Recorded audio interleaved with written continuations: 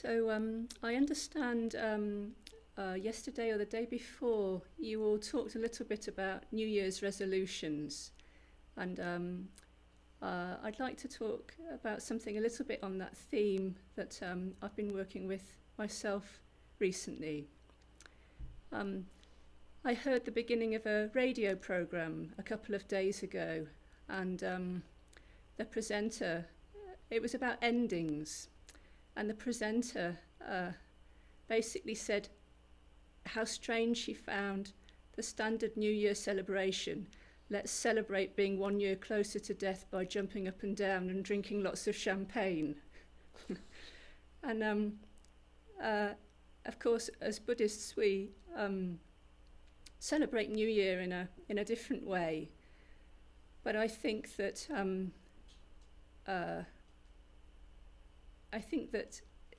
for me, it's kind of the festival of the Bodhisattva of impermanence.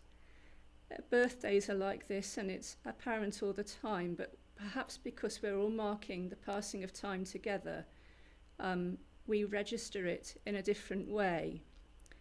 We can either jump up and down and deny it, or we can register it and recognize the preciousness of this life and the opportunity of this life.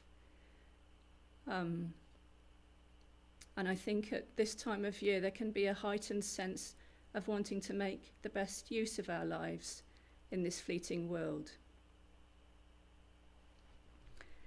Of course, as we all know, the classic joke is that most New Year resolutions are broken by January the 2nd.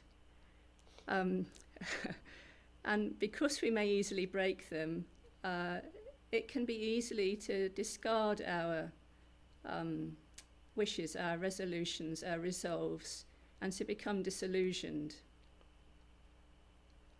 So I'd like to look at the truth and the value of our resolutions or our resolves, our efforts, and also at the truth and the value of our seeming failures. So for myself, quite a few years ago, I had a bunch of vows that I wrote out nicely on my altar. And I kept vowing. Every day I'd keep vowing. And I told my master I had these vows, and I kept vowing. And at some point she said to me, "Why don't you stop vowing and just do it?" And I think there's some real, obviously there's some real truth to this. And I realised that when I say I vow, there can be this is just for me personally, there can be a sense of, I intend to do something, but maybe I'm not quite doing it yet.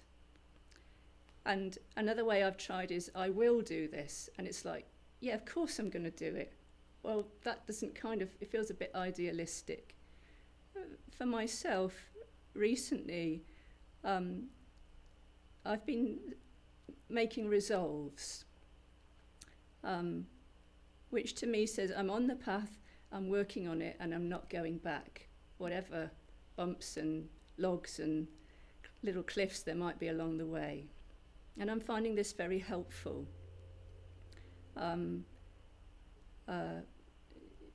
Some of you may know the Zen teacher Jan Chozen Bays, who I believe has a monastery called Great Vow Monastery in Oregon. And she has written a book that I found quite helpful called The Vow-Powered Life. It looks a little bit like a self-help book. It doesn't read like a normal Dharma book, but what she's trying to do is to help the reader connect with and spell out their deepest wishes and bridge that gap between our deepest wish and how that plays out practically in daily life. And for me, I find that saying my resolves out loud is very helpful, and also to let them change each day, to keep them fresh. This is just something that's been very helpful for me recently.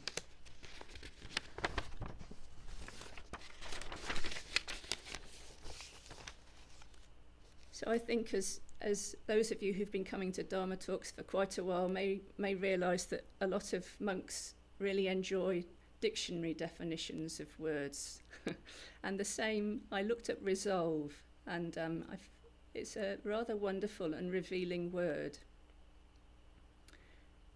In Buddhism, we often talk about the result already being present in the cause.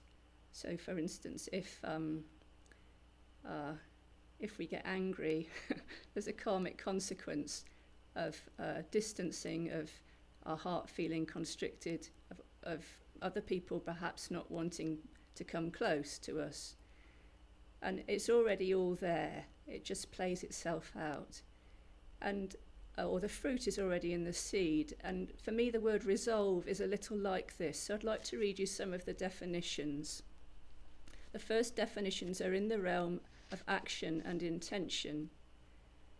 It says to decide firmly on a course of action, fixity of purpose, a firm determination to do something, to make a definite and serious decision about something, and to declare or decide by a formal decision.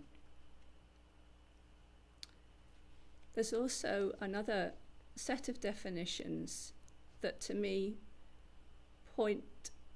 there's a firmness about resolve, and there's a softness about it, and also about the fruit of resolve, the fruits of resolve. So the other part of the definition of resolve is to settle or find a solution to a problem, dispute, or contentious matter, to resolve doubts, to make clear or understandable, to find an answer to. In music, to progress from dissonance to consonance or harmony, and to deal with successfully, to clear up. So I think it can be easy to underestimate in the way that we can dismiss our New Year's resolutions as basically it doesn't work. You know, I want to do something, it keeps not working. So what's the point? I think we don't tend to do that. We have a as Buddhists, we take the precepts. We know that has a power in our lives to make vows and resolves, and we can doubt them and doubt the power of our resolves and vows. So, the first part of those definitions were about a kind of determination, and we need a kind of determination because habits, as we all know, can be pretty powerful.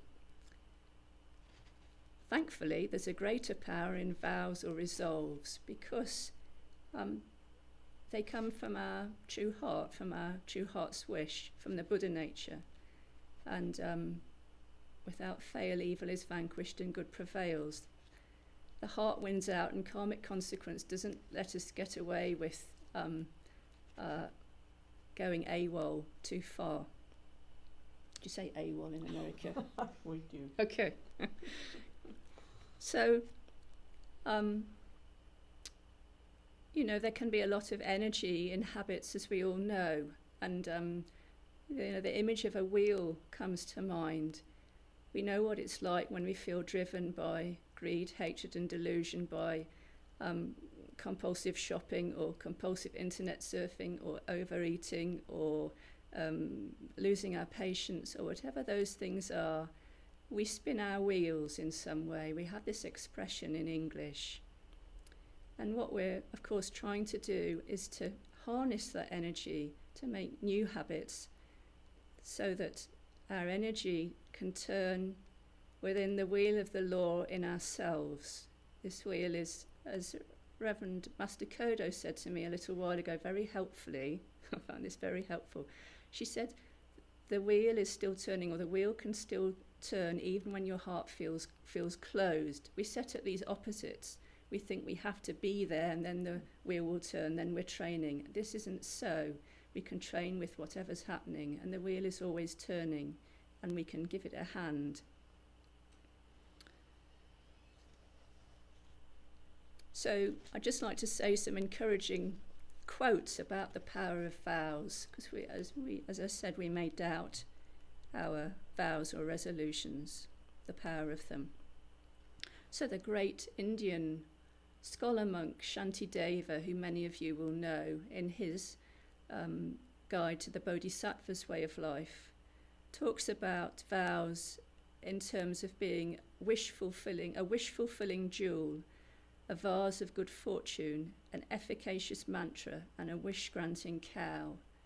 He has all these beautiful images of the merit, if you like, of vows, the inherent seed that cannot but bear fruit if we keep nurturing the seed.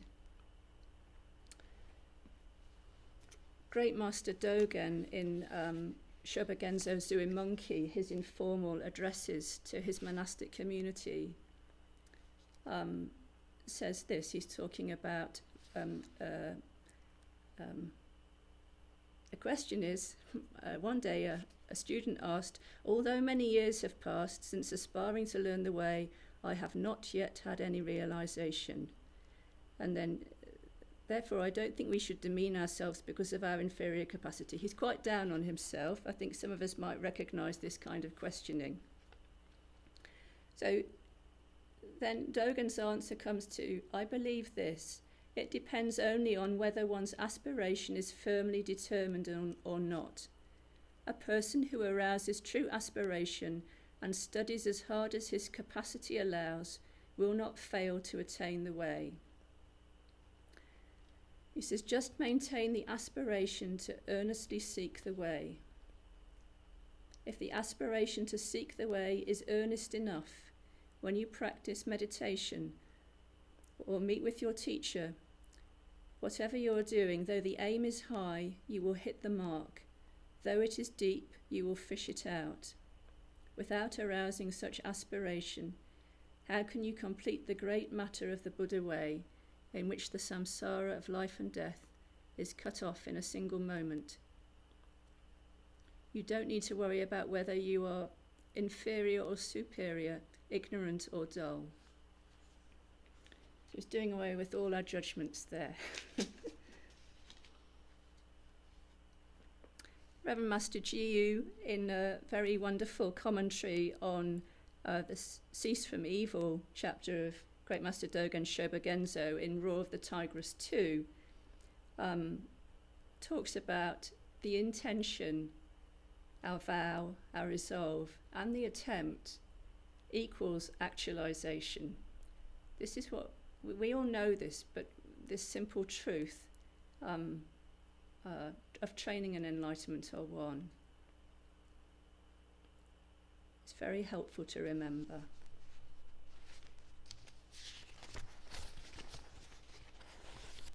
So I'd like to go back to one of the definitions of resolve that I didn't yet talk about. Might be slightly tangential, but one of the definitions is to make a formal decision about something, usually by a vote. And I think when we make our resolves, we often have this sense that we're not that unanimous. You know, we perhaps don't feel 100% committed, or like we're putting all our eggs in the basket of Buddha nature. There's a beautiful offertory, I think it was the Festival of the Buddha's Enlightenment, and it says, the offering that we place in the fathomless begging bowl is formless and unlimited in weight and flavour. And it talks about this offering that we place in the begging bowl being our own Buddhist training that we bring today. So the eggs we keep putting in the basket, let's just keep putting eggs in the basket. Just keep putting the offering in the begging bowl. We don't need to worry if a few crack along the way. We just need to keep making our offering in the fathomless begging bowl. There's no measuring there. It's a fathomless begging bowl, and the offering, it's quite an extraordinary thing, beautiful thing, he says. The offering of our Buddhist training is formless and unlimited in weight and flavour. So we don't need to underestimate this simple effort of imperfectly going on.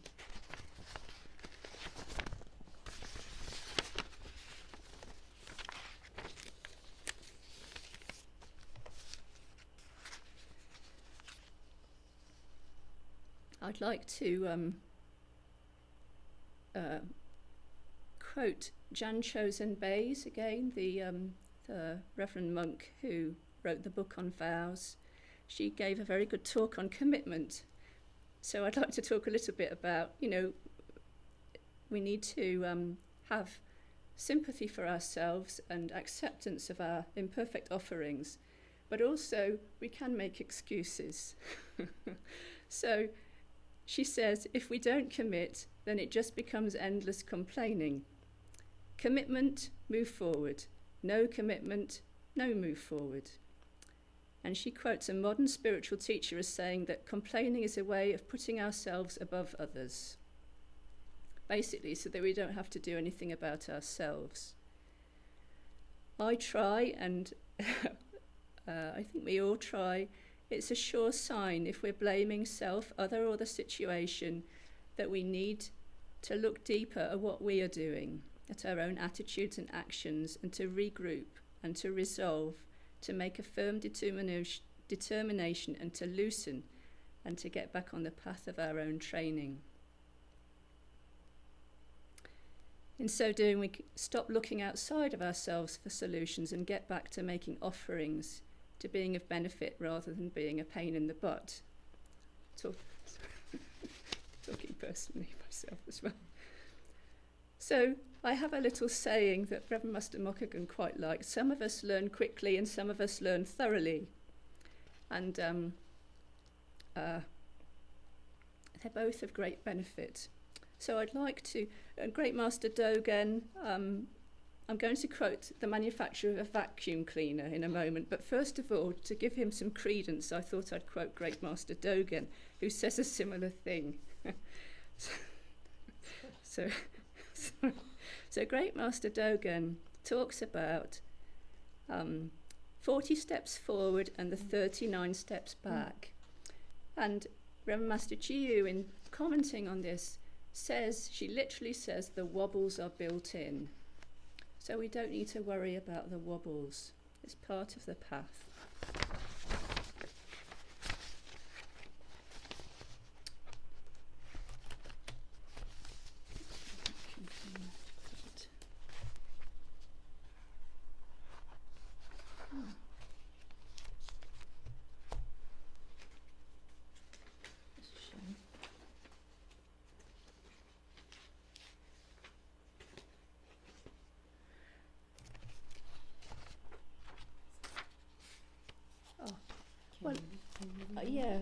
I don't have the exact quote, but I think I can more or less. Oh, here it is. Here it is. Good. Yeah. So have any of you heard of Dyson vacuum cleaners? I took a poll here, nobody had. Some of you are nodding. So I was on a flight about 10 years ago on an aeroplane, and there was an in-flight magazine with a very small article by James Dyson in it, and it was about the value of failure. I'd like to read you a few things that he said. He said, 99% of my life is failure.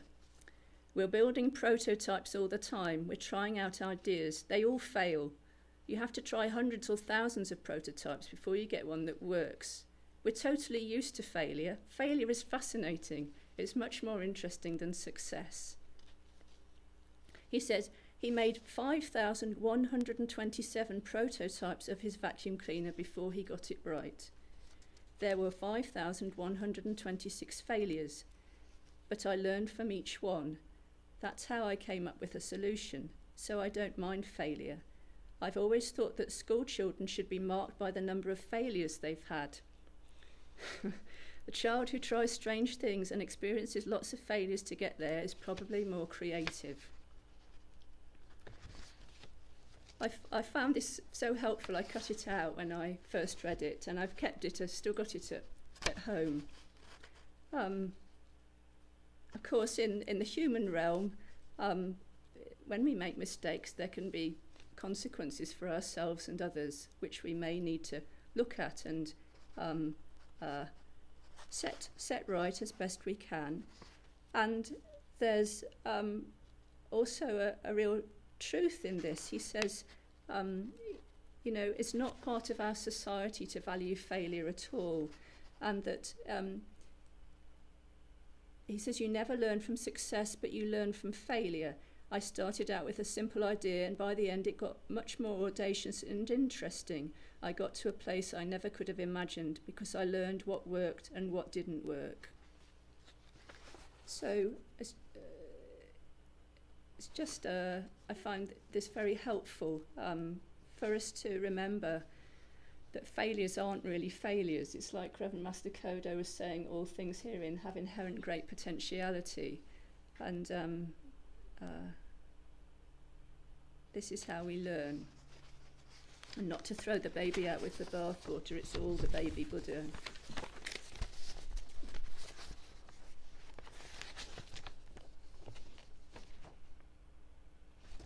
So, I'd like to end with some more encouragement. And just to mention, there is help in us keeping our resolves and our vows. Jizo Bodhisattva, some of you will know, I've been practicing Buddhism for quite a number of years, and it's only this year really that I've got to know Jizo Bodhisattva, and he's known as the King of Vows. It's said that he won't he will not attain Bodhi until he's rescued every single person from the hells and ferried them to the other shore. Our friend Jan Chosen Bays, because that's 3 times, I'm not on commission, Jan Chosen Bays calls him the Bodhisattva of lost causes. There are no lost causes, basically. And we can call on Jizo Bodhisattva. This is his specialty, to help us keep the vows that we feel we don't keep, to help us get over the hump. And I'd like to also recommend a very wonderful talk by Reverend Master Chose from 2010 on Kushtagarbha Bodhisattva.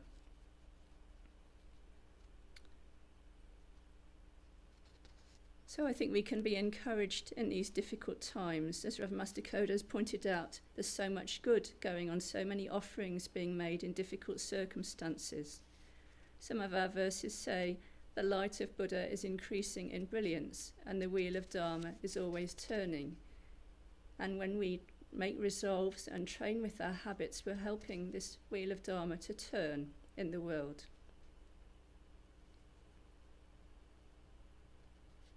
And I'd like to finish with, it seems to me that our basic resolve as Buddhists is to keep the precepts, to cease from evil, and to do only good and do good for others, to practice the paramitas. Master Kodo came across a very nice quote from an organisation in Mount Shasta that was trying to offer social care to many people during the pandemic, and their motto is resolve, rest, repeat. And I think this is a very helpful motto. Thank you very much.